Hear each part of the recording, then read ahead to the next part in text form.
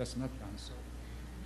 And computer literate call center agents, there would be little reason to retain extra functional courses like the general education program.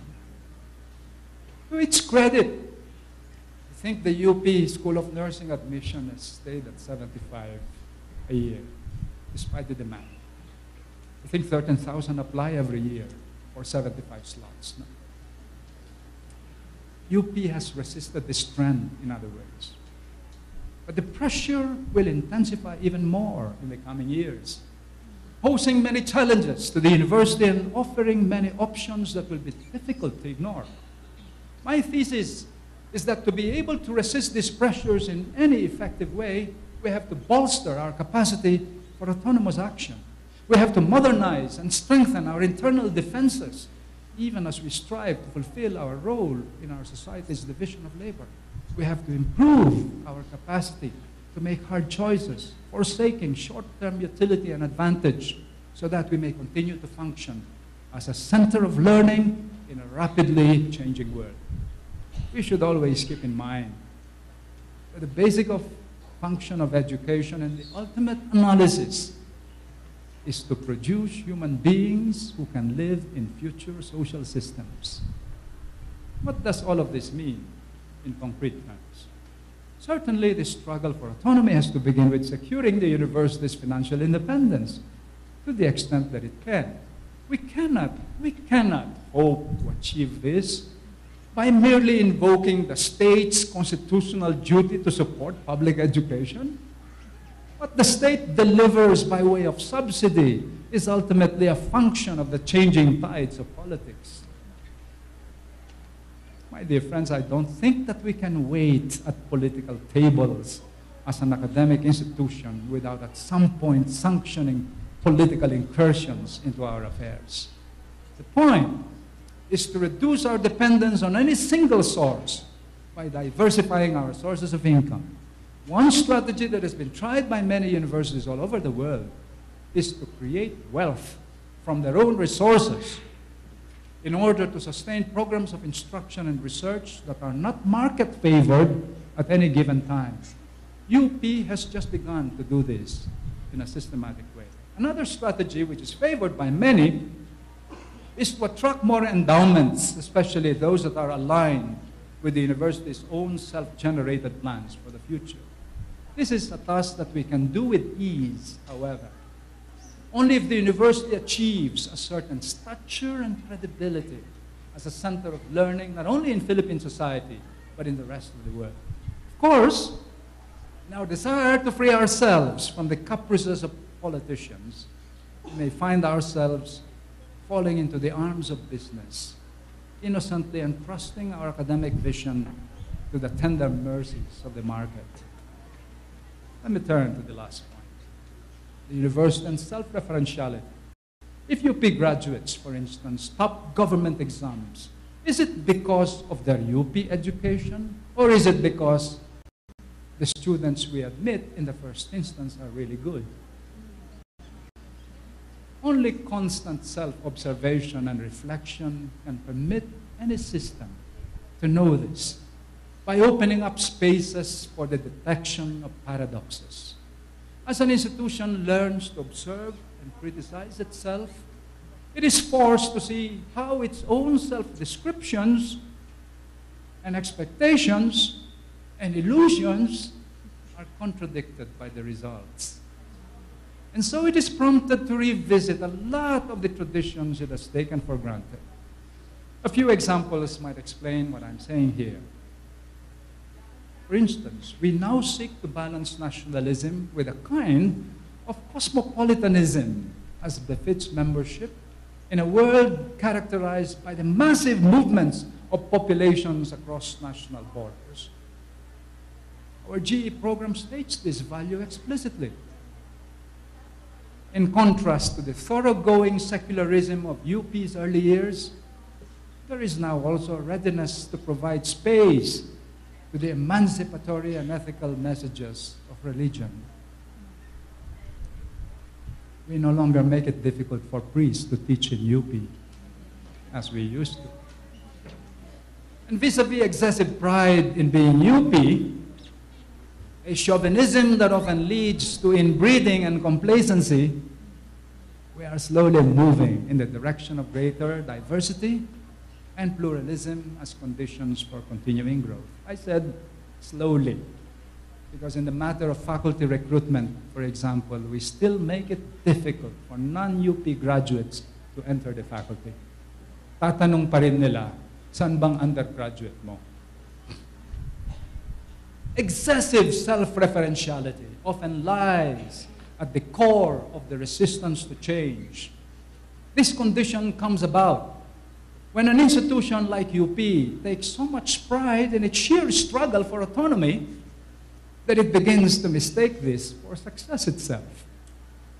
This unwarranted belief blinds the institution to the challenges and advances of the world outside its boundaries and underpins its refusal to submit its operations to the scrutiny and judgment of others. It is a syndrome more serious than chauvinism, actually. The philosopher Jürgen Habermas calls it immobilism, which according to him served as an impediment to self-motivated university reform in the German universities after the Second World War.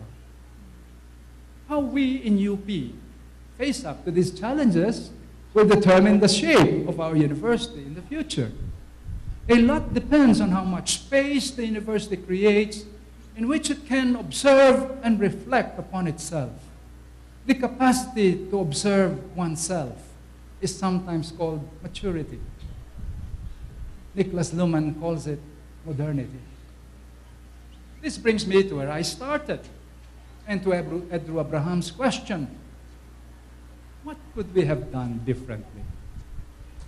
I think that on the whole, we have managed to avoid being too much a state university, as improbable as that might be.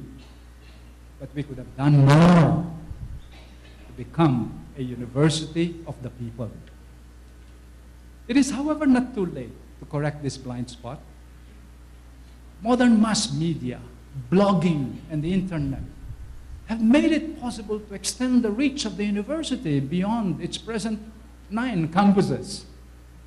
We must go out of our classrooms more if we want to see more and really turn this country around. I think of the centennial lectures, President Roman, precisely as examples of the kind of self-observation and reflection that a modern university must undertake regularly in order to maintain its autopoiesis in a vastly complex world. The University of the Philippines must realize its autonomy and freedom, not by standing apart from Philippine society or against it, but by creating and creating itself within it. It took a centennial celebration to make UP reflect on itself in a sustained way like this. I hope it won't take another 100 years for it to happen again. Thank you so much.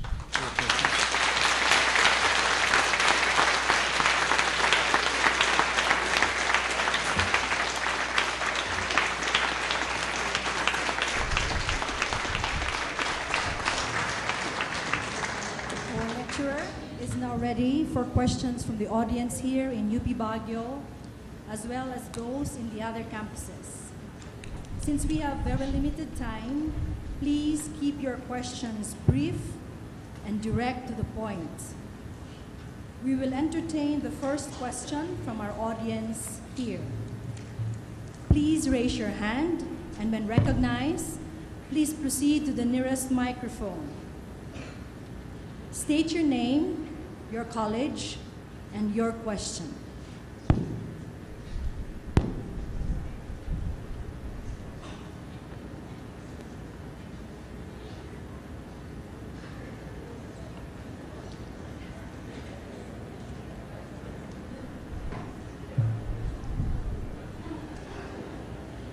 Do I see a hand?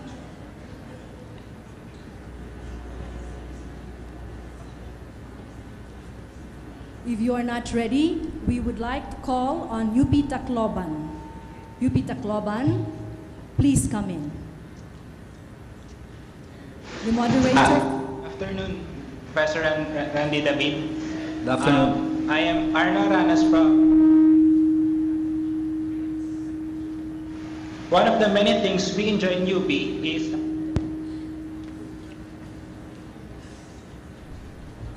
from your observation, how is this freedom abused by and misused by the faculty inside the classroom?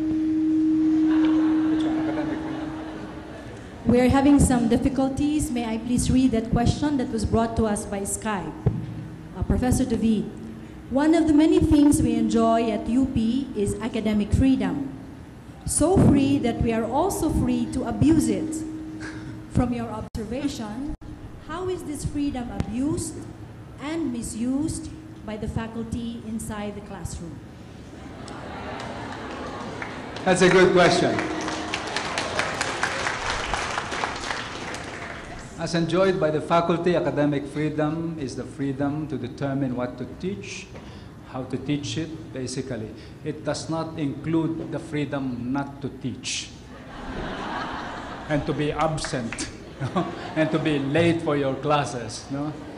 As a matter of fact, it does not even include the freedom to arbitrarily determine what grades your students should get without any basis. That is not academic freedom.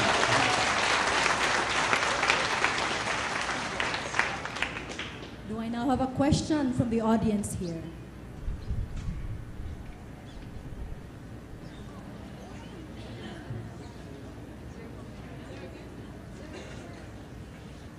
Yes, sir. Please use this mic.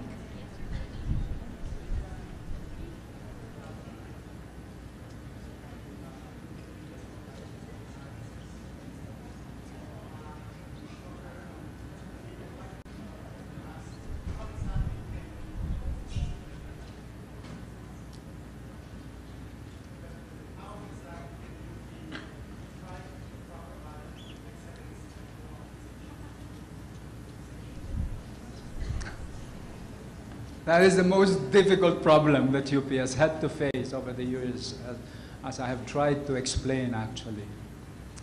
Because on the one hand, we have to play a role in our society, and sometimes in Philippine society especially, which is such a highly unequal society.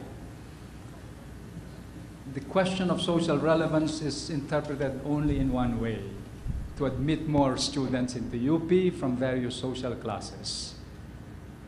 And sometimes this is taken to mean we must relax our standards.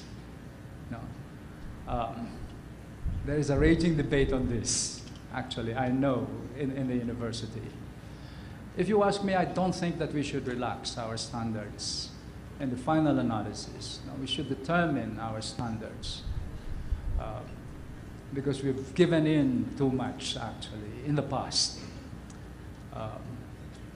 As I can explain later. But the kind of democratization that I had in mind, of which I spoke extensively this afternoon, has nothing to do just with admissions. It has everything to do with making the knowledge that the university holds in its hands available to the rest of society, especially those who could not pay for knowledge. No.